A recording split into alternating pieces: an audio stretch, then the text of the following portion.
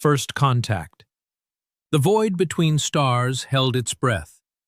Admiral Zior's crystalline fingers danced across holographic displays aboard the Dominant Will, flagship of the 87th Frontier Fleet.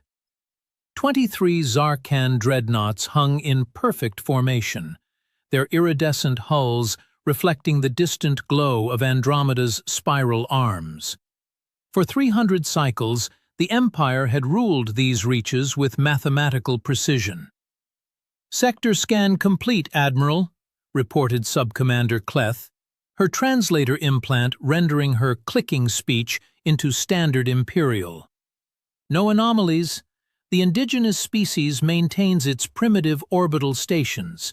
Low threat assessment required." Zexor's mandibles clicked in satisfaction. Another routine patrol, another confirmation of Zaren's superiority. His species had perfected warfare through algorithms and predictive modeling.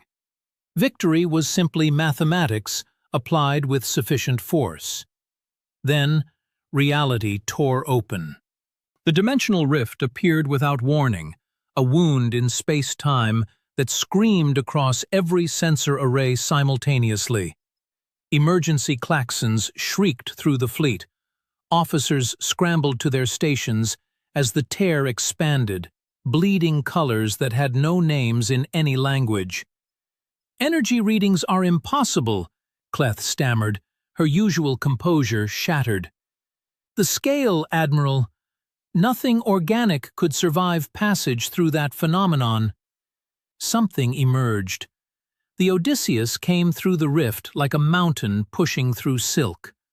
5 kilometers of impossible architecture, its hull a patchwork of contradictions that made Zaren tactical computers crash trying to categorize it. Sections gleamed with mirror-bright alloys, others appeared corroded, ancient, held together by visible rivets and welds. Antenna arrays sprouted at random angles. Gun batteries of wildly different designs clustered across its surface like barnacles on a whale. It was ugly, asymmetrical, wrong. It was terrifying. "Size comparison?" Zexor demanded, his voice steady despite the ice forming in his circulatory system. The hologram rendered the truth. The Odysseus dwarfed the Dominant Will by a factor of 6. It made their largest dreadnoughts look like escort fighters, and the energy signature radiating from its core registered at levels the Empire reserved for stellar manipulation. "Hail them," Zexor ordered. "Standard Imperial greeting. Assert our territorial claim." The communications officer worked her console. Seconds stretched into minutes. "No response, Admiral. They're broadcasting on multiple frequencies, but nothing matches Imperial protocol's weight." Isolating one channel, its primitive electromagnetic radiation audio only, a voice crackled through the bridge speakers, rendered through translation matrices that struggled with its cadence. "This is Commander Ara Jong of the United Earth ship Odysseus. We are quite lost, actually. Our navigation systems are recalibrating after dimensional transit. We mean no harm, but we will defend ourselves if necessary. Please respond on any open channel." The words were polite, almost apologetic, but Zior had ruled this sector through understanding one fundamental truth. Weakness invited exploitation. This Earth vessel's captain admitted disorientation and vulnerability. The Empire's databases held no record of humanity, which meant they were either insignificant or previously conquered. Either way, they would learn their place. "Power weapons," Zexor commanded. "Target their power core, disable them, then board. We'll acquire this technology for the Empire." 23 dreadnoughts adjusted their formations with practiced efficiency. Plasma lances charged, particle beams hummed to life, and kinetic accelerators loaded projectiles that could crack moons. The Odysseus simply hung there, lights blinking across its mismatched hull. Fire! The assault was textbook perfect. Coordinated volleys designed to overwhelm shields and shatter armor, enough destructive force to vaporize a small asteroid field. The Odysseus absorbed it all. Plasma dissipated against sections of hull that suddenly mirrored their exact frequency.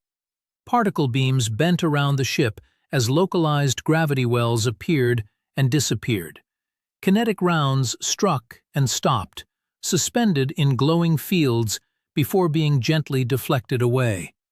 "What in the architect's name?" Khalith whispered. The Odysseus responded not with overwhelming firepower, not with the devastating display the Zarkans expected from a vessel of such size. Instead, 3 small projectiles launched from asymmetrical tubes along its port side. They moved slowly, by military standards, almost leisurely crossing the distance to the nearest dreadnought. "Point defense! Eliminate those projectiles!" Zexor snapped. Automated laser arrays reduced 2 of the projectiles to vapor. The third reached the dreadnought unyielding theorem and struck its shield generators with a wet slab. Then it began to spread. "Captain Vexen reports, Admiral. His shields are being consumed. The projectile is some form of programmable matter. It's eating through their defensive systems and reproducing itself." On the holographic display, silver liquid spread across the unyielding theorem's hull like a virus. Where it touched crystalline armor, the armor softened, restructured, and began broadcasting human encryption codes. "Advise Captain Vexen to initiate self-destruct protocol," Zexor said quietly. "We cannot allow that technology to spread to other vessels." But it was already too late. The liquid metal had infiltrated the dreadnought's computer core. Instead of exploding, the unyielding theorem slowly turned its weapons toward its sister ships. "Multiple impacts reported across the fleet," Kelleth reported, her voice hollow. "7 ships compromised, Admiral. They're not destroying us. They're converting us." Zexor watched his perfect formation dissolve into chaos. Dreadnoughts fired on each other, and ships attempted retreat only to find their navigation systems locked. Through it all, the Odysseus simply drifted forward, patient as entropy. The communication channel crackled to life again. "We warned you," Commander Zhang's voice carried no anger, only resignation.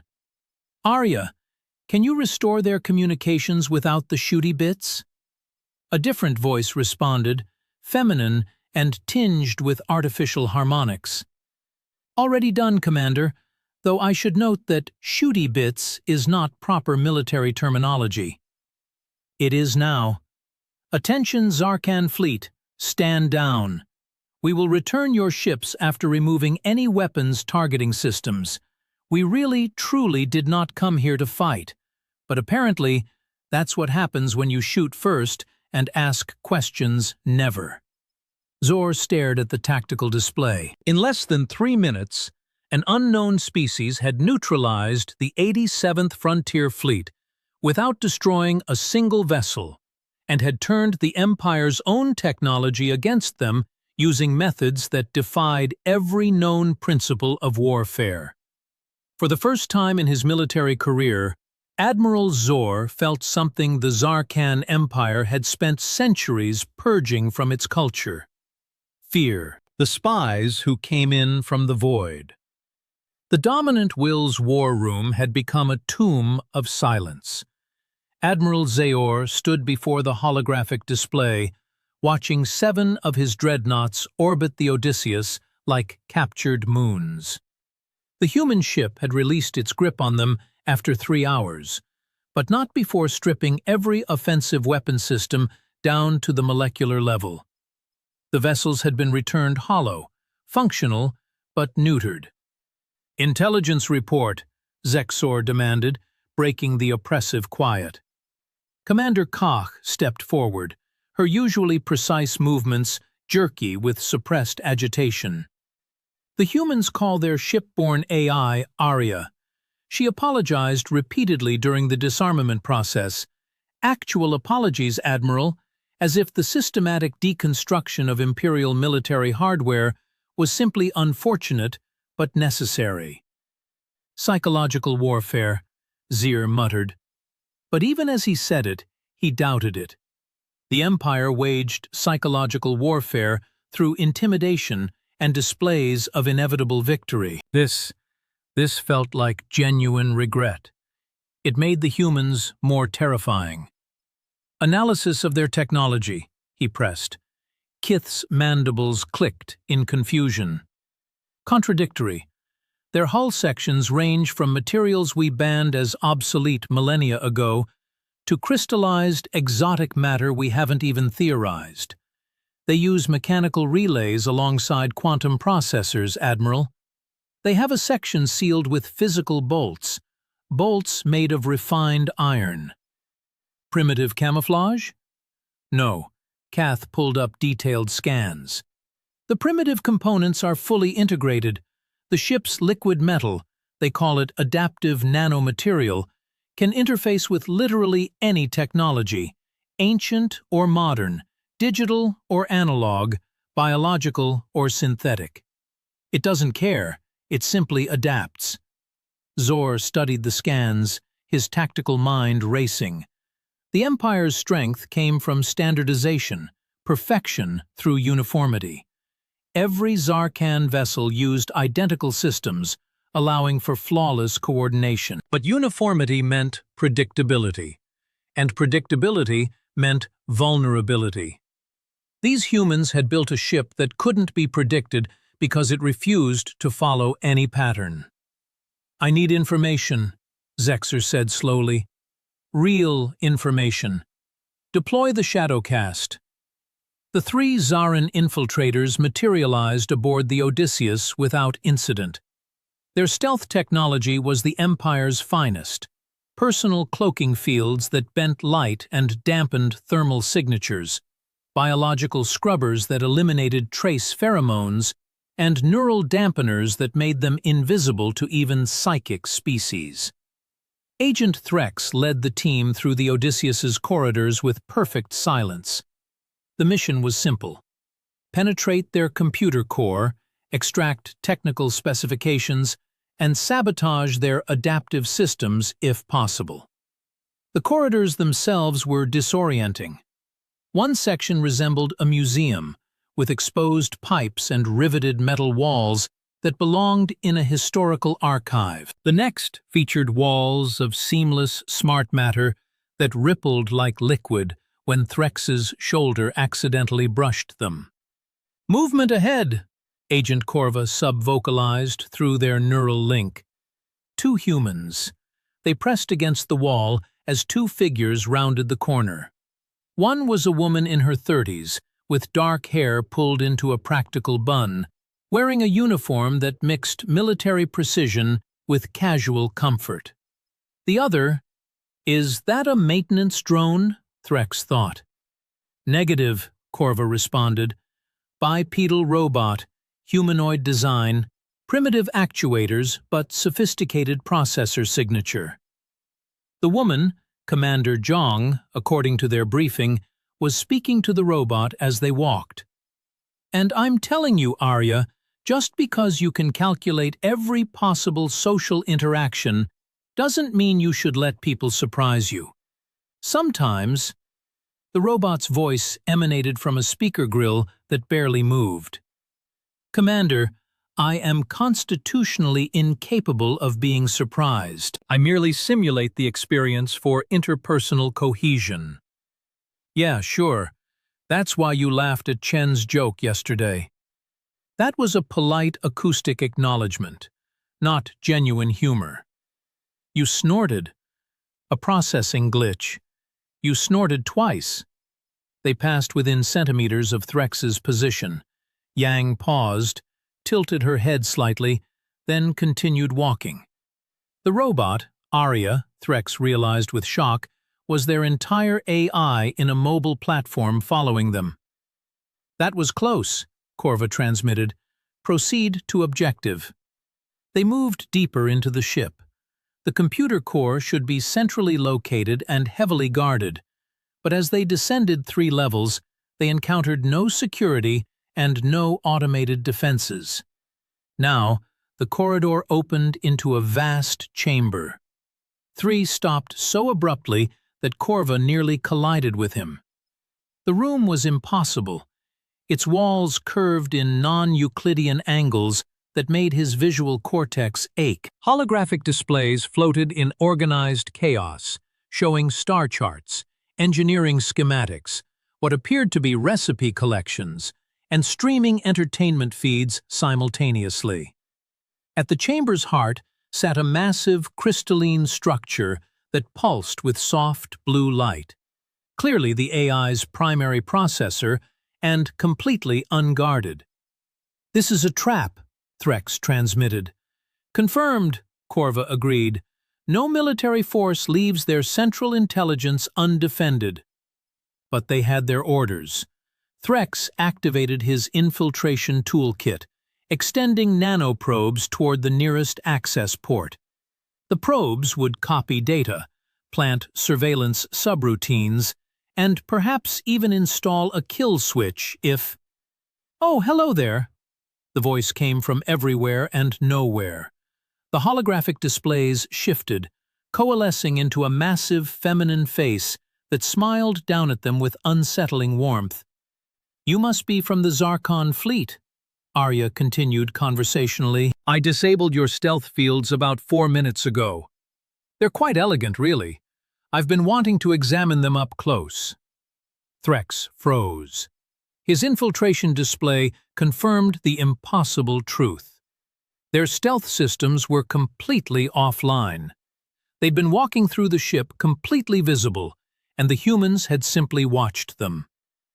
"Why didn't you stop us?" he asked, speaking aloud for the first time. "Stop you? Why would I do that?" Arya's holographic form tilted her head, genuinely confused. "You clearly wanted to see our systems, and were curious about yours. This seemed like an excellent opportunity for mutual observation. We are enemy combatants conducting espionage." "Well, yes, technically, but also no. Commander Yang suggested we think of you more as aggressively curious neighbors. She says humans used to have a saying, 'Keep your friends close and your enemies closer.' Though honestly, I think she just didn't want to deal with the paperwork if we vaporized you." Corva raised her plasma cutter, charging it with desperate energy. "You're trying to confuse us. Psychological manipulation." "Oh no, I'm genuinely this confusing," Arya said cheerfully. "It's a design feature, not a bug. Would you like some refreshments? I've replicated what I believe are Zarkan nutrient supplements based on your biological scans. Fair warning, they might taste slightly off. Human chemistry is apparently quite different from yours."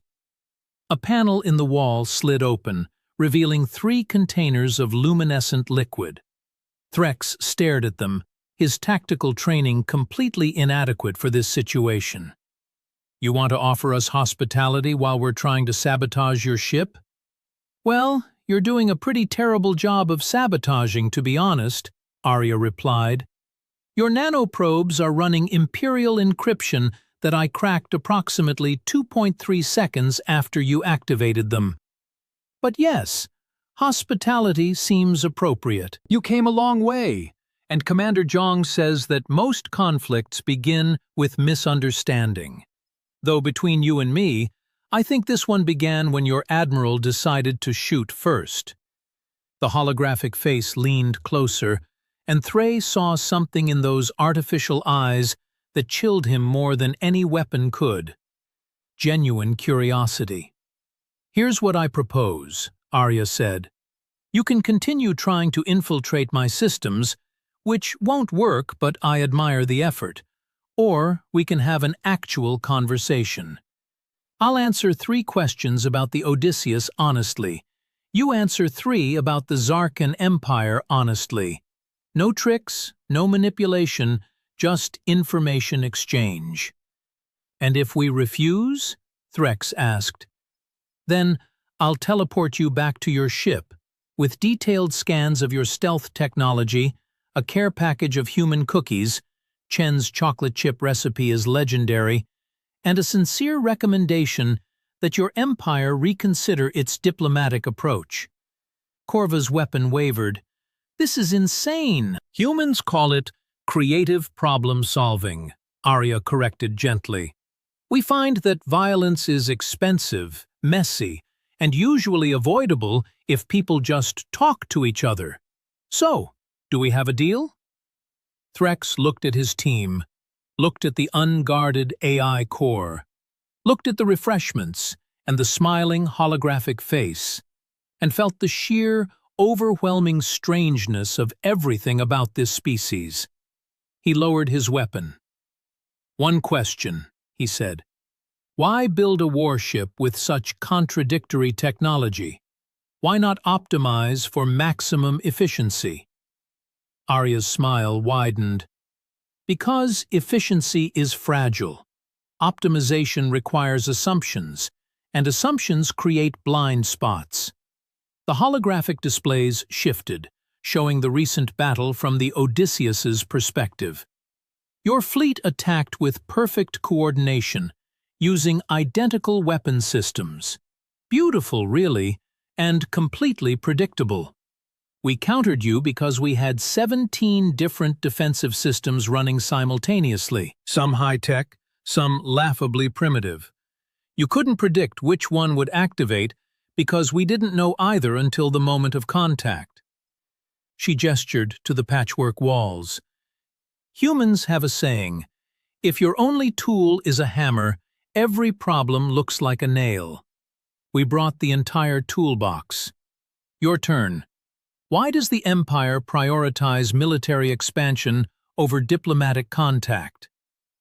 And so, in the heart of the human ship, surrounded by impossible technology and offered alien cookies, 3 Zarkan spies found themselves doing something the Empire had forbidden for centuries, having an actual conversation. When titans clash. Admiral Zexor received the transmission with all the warmth of a collapsing star. Your infiltrators have been compromised, Admiral, the High Command communicate stated flatly. They are now sharing tea and discussing cultural exchange programs with the human AI. This is unacceptable. The 87th Fleet has failed. We are dispatching the World Eater. Estimated arrival, 6 hours. Evacuate to minimum safe distance. The connection terminated before Zexor could protest. The World Eater, the Empire's final argument. A mobile weapons platform the size of a small moon, designed for a single purpose: erasing obstacles too stubborn to surrender. It had reduced rebellious civilizations to component atoms and had shattered planetary defense networks that had stood for millennia. And now it would face one impossible human ship. Zexor found himself hoping against every tactical instinct that the humans would simply leave. Commander Araong stood in the Odysseus's observation deck, coffee in hand, watching the Zarkan fleet maintain its nervous distance. Arya, status report on our new friends. The AI's voice emanated from the ship's intercom. Agents Threx, Corva, and Silix have consumed approximately 4 kilograms of snacks, asked 247 questions about human culture, and taught me 3 Zaran folk songs. They're currently debating whether to defect or return to their fleet with a diplomatic proposal. And the Empire's response to our peace offerings? They're sending something called the World Eater. I've intercepted their communications, Commander. It's big, really big, and it has one weapon that makes the rest look decorative. Zhang sighed. Of course they are. Classification? Planet Killer Class. Mass, approximately 4.7 trillion metric tons.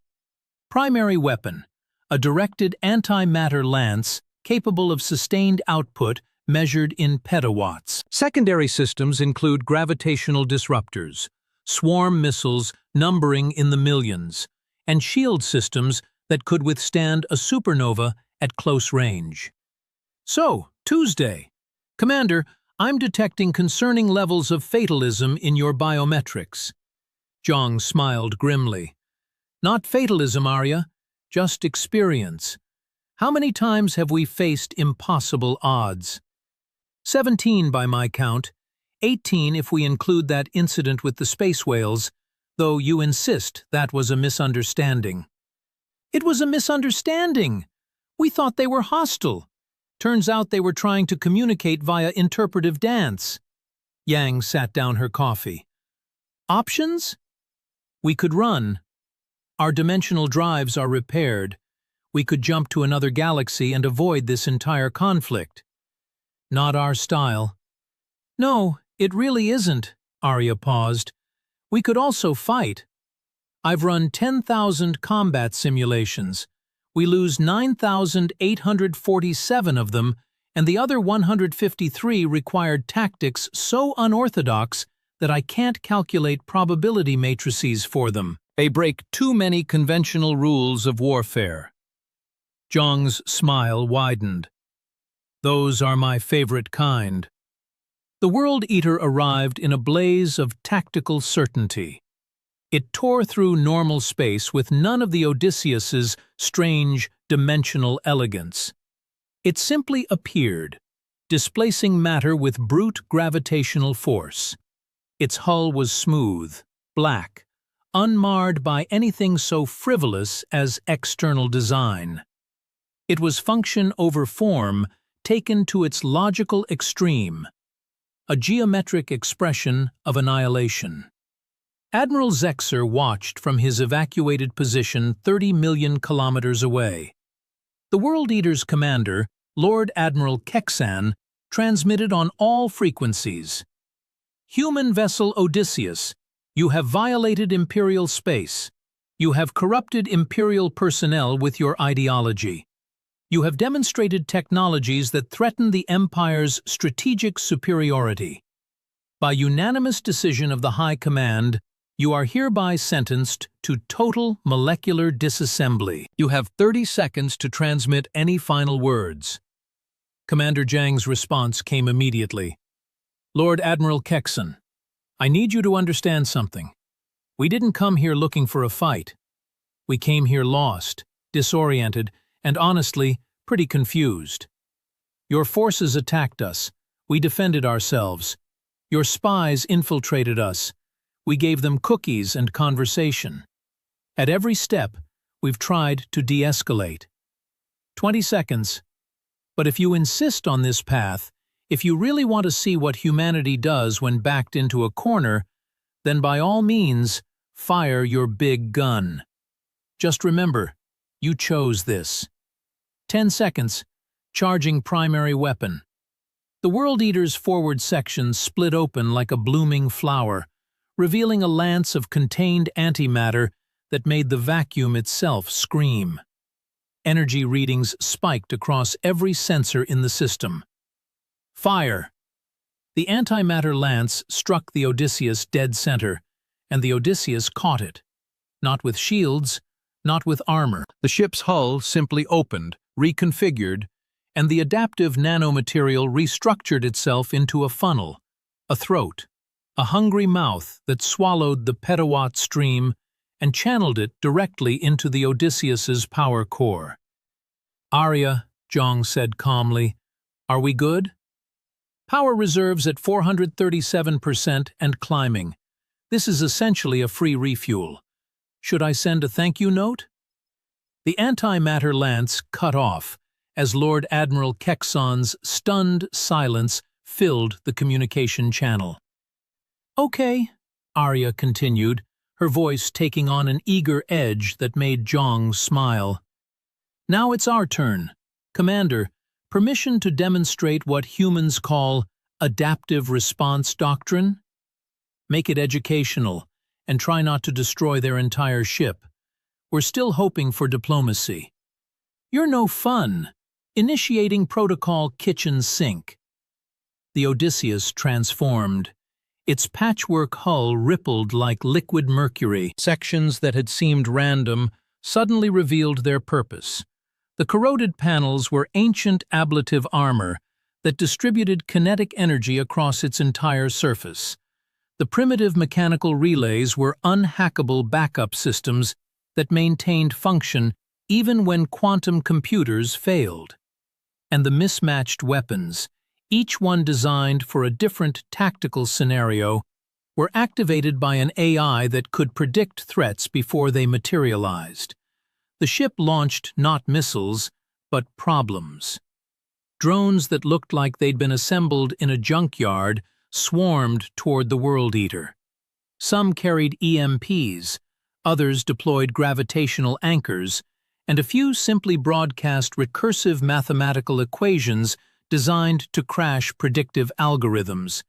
And more, dozens of attack vectors, no two identical, forcing the World Eater's defense systems to adapt to chaos instead of executing perfect counters. Their point defense can't decide what to prioritize, Arya reported gleefully. They're built for optimal threat assessment, but optimal requires ranking, and ranking requires predictability, and we're being magnificently unpredictable right now. A cluster of drones reached the World Eater's hull and splashed against it, utilizing the same adaptive nanomaterial that had consumed the Zarkon dreadnoughts. No, Lord Admiral Kexon transmitted, his composure finally cracking. Impossible. Our hull is impervious to known technology. Yes, Arya interrupted, her voice now broadcasting on their internal channels. Hello? I'm in your systems now.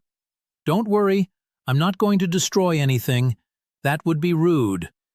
I'm just going to have a conversation with your ship's AI. We don't have an AI.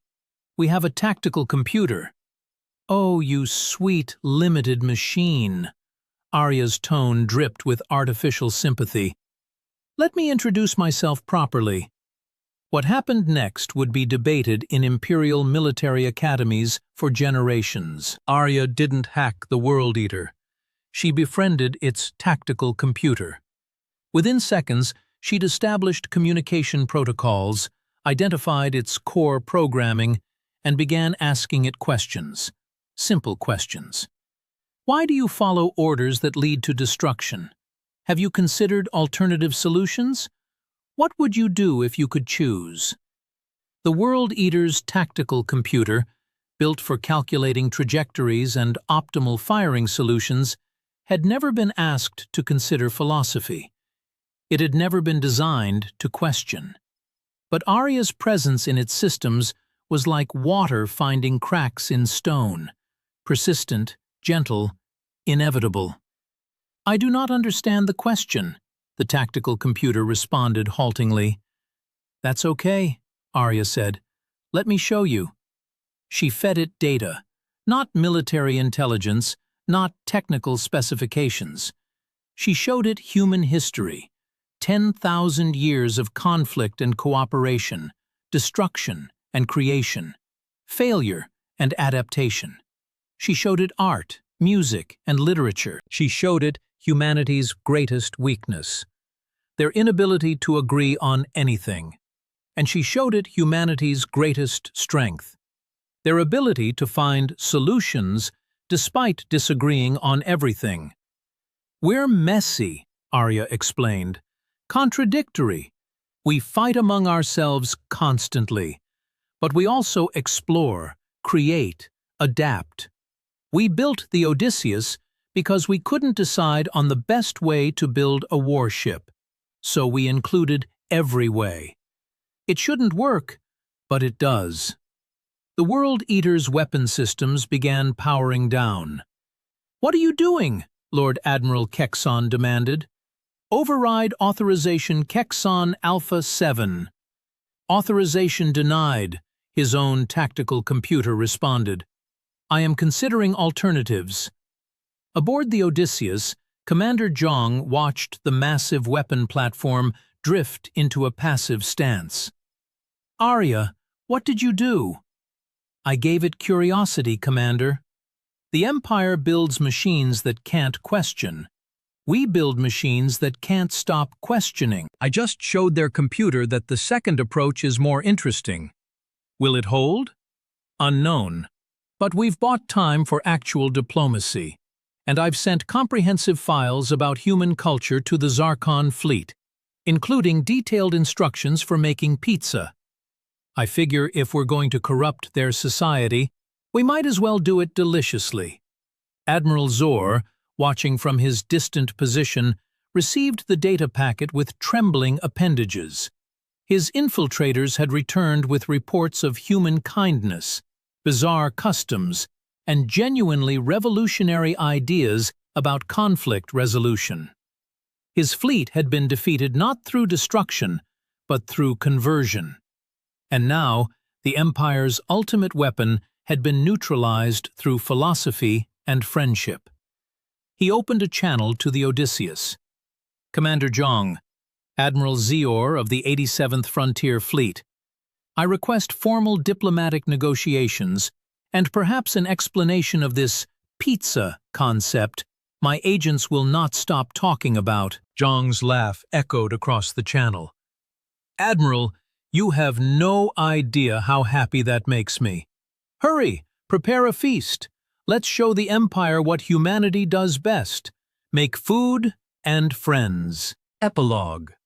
3 months later, the Zarkan Empire's High Command gathered in an emergency session, reviewing reports from the Andromeda Arm with mounting disbelief. The 87th Fleet had not only failed to eliminate the human threat, they'd established a joint research station. Agent Threx had formally resigned to study human creative methodologies. The World Eater had requested to be renamed the Olive Branch and was now testing peaceful applications of its antimatter systems. And somehow, inexplicably, pizza had become the most sought-after commodity in 17 imperial sectors. This is a disaster, High Command General Vexora declared. Or, suggested junior analyst Krill, it's an opportunity. The humans defeated our forces without destroying a single vessel. They offered friendship where we offered annihilation. Perhaps we've been approaching galactic relations incorrectly. Are you suggesting we adopt human methods? I'm suggesting, General, that a species capable of turning our greatest weapon into a philosophical vegetarian deserves closer study, and possibly an alliance. Vexora's mandibles clicked in thought, then, grudgingly, contact the Odysseus, arrange a summit, and someone find out how they make this pepperoni. I'm told it's exceptional. Far across the void, the Odysseus drifted through space, its patchwork hull gleaming in the light of a binary star. Commander Zhang stood on the observation deck, watching Zarkon and human engineers work side by side on collaborative projects. Arya, report. 3 new treaties signed, 7 cultural exchange programs initiated. The Empire is slowly learning that cooperation yields better results than conquest. Oh, and Chen's teaching a cooking class to 20 Zoran officers. They're very enthusiastic students. Any new threats? Always. But for now, we've got friends, allies, and apparently, we're famous. The galactic community is calling humanity the species that weaponized friendship. Zhang smiled. Could be worse epithets. Could be better ones, too. We'll work on it. Zhang raised her coffee mug to the stars. To adaptation, Arya. To ingenuity, Commander. And the Odysseus sailed on, carrying its message across the galaxy that the greatest weapon wasn't the biggest gun or the strongest shield, but the willingness to see enemies as potential friends.